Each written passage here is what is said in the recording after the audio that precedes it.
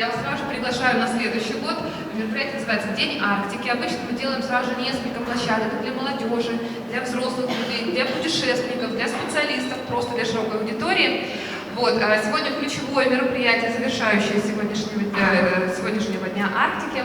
Для начала я бы хотела поблагодарить тех людей, которые помогли сегодня приехать, сделали возможным приезд сегодняшних наших гостей. Это межрегиональная корпорация безопасности «Лавина». Вот именно благодаря им мы сегодня смогли пригласить наших именитых гостей.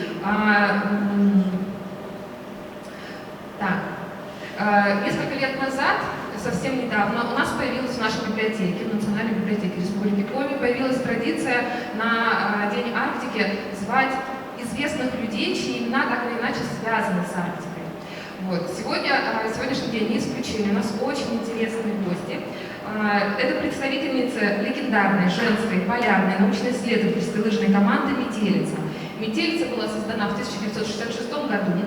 За более чем 50 лет своего существования группа совершила путешествия в самые различные точки земного шара.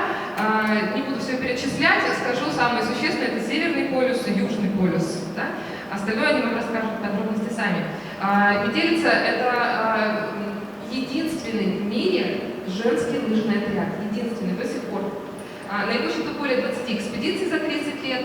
Полярницы трижды побывали в Антарктиде, где провели серьезные научные эксперименты. Это очень важная часть их работы. Они плотно работают с наукой. Полученные результаты легли в основу методики, которая помогает представительницам команды заниматься реабилитацией инвалидов.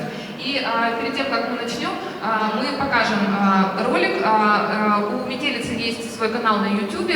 Именно оттуда этот ролик посмотрим. Там есть другие интересные. Это такой небольшой анонс.